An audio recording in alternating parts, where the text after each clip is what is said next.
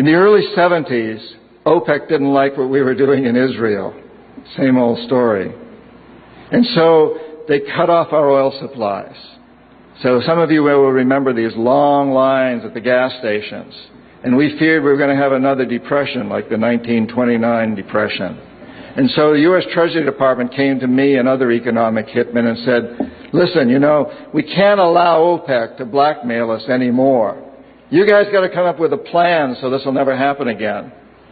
We knew that that plan had to involve Saudi Arabia because it had more oil than anybody else, and it also, the House of Saud, the royal family, was corrupt and corruptible. The long version is explained in the book, but the short version of what we did, the deal we finally struck with the House of Saud, was a deal whereby they would return almost all the money they made from selling oil to the United States, invested in U.S. government securities. The U.S. Treasury Department would use the interest from those securities, which over the years has amounted to trillions of dollars, to hire U.S. companies to westernize Saudi Arabia, build petrochemical complexes, desalination plants, whole cities out of the desert, McDonald's and all the other things that go along with our Western culture. The House of Saud would also agree to keep the price of oil within limits acceptable to the oil companies, possibly not acceptable to you and me, but acceptable to the oil companies. And this is very, very important. They agree that they would never, ever sell oil for anything other than U.S. dollars. This happened in the early 70s, right after we'd gone off the gold standard because we were bankrupt, because we could not pay off our debts to European countries in gold. Nixon took us off the gold standard. And then we were stuck with a situation as, why will anybody in the world use dollars? So very shortly we came up with this plan, which in essence put the dollar on the oil standard. You cannot buy oil on the world market for anything other than dollars, and that's very important to the corporatocracy. Our part of the bargain was we agreed to keep the House of Saud in power, in control. It was an amazing deal, the deal of the century. It was history-making, incredibly powerful deal that we struck with Saudi Arabia, and it's held. It's had some what the CIA calls blowback, unintended consequences. For example, one of the things that really pisses Osama bin Laden off is those McDonald's and those desalination plants and those petrochemical complexes surrounding Medina and Mecca, the two most sacred sites in Islam. And it pisses off a lot of other Muslims in Indonesia and all over the world. There's been some blowback, but on the whole, the corporatocracy looked at this as an incredible success. I had done my job. We economic hitmen did a great job with that one. So we decided that Saddam Hussein ought to accept something very similar.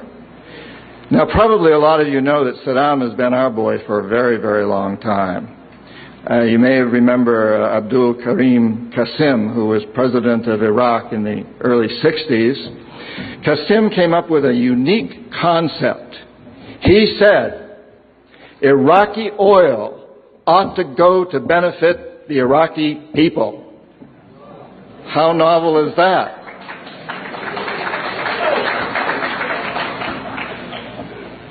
But we didn't like that very much.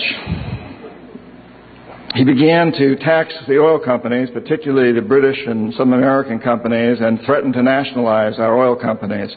And so we decided that Qasim had to go. The CIA sent an assassination team.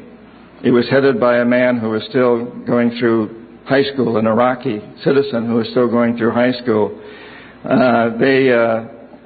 They riddled Qasim's car with bullets on the streets of Baghdad and missed him.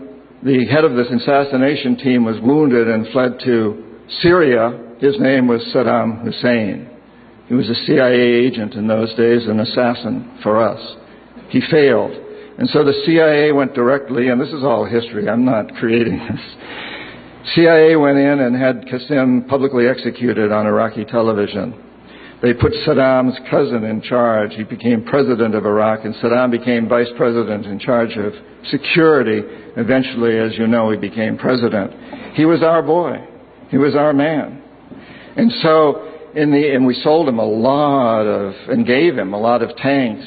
We built him, Bechtel built him big chemical, I don't know, my father-in-law was chief architect at Bechtel, built Saddam big chemical plants that were used, and we knew that they were used to make mustard gas and other chemical weapons that were being employed against the Kurds and later the Iranians. We knew this, but we sold him these things. And in the 1980s, we decided that Saddam Hussein ought to accept something similar to Saudi Arabia. It was such a successful deal because, after all, what we want to do is control the Middle East and control the oil in the Middle East. And incidentally, I'm going to get back to Iraq in just a moment. But for those of you who think that Israel is about creating a homeland for the Jewish people, you're as deceived as most of them are. It's partly about that, perhaps, but what it's really about is creating a surrogate fortress in the middle of the Middle East. The Israelis are being used as pawns. They're being used like old armies used to use sheep that ran before the armies. They're our surrogates. And their leadership knows that. Most Israelis probably don't. They think they're creating a homeland. But it's a very, very sad situation of what's going on there. And, of course, the Lebanese and the Palestinians are caught in the middle of this.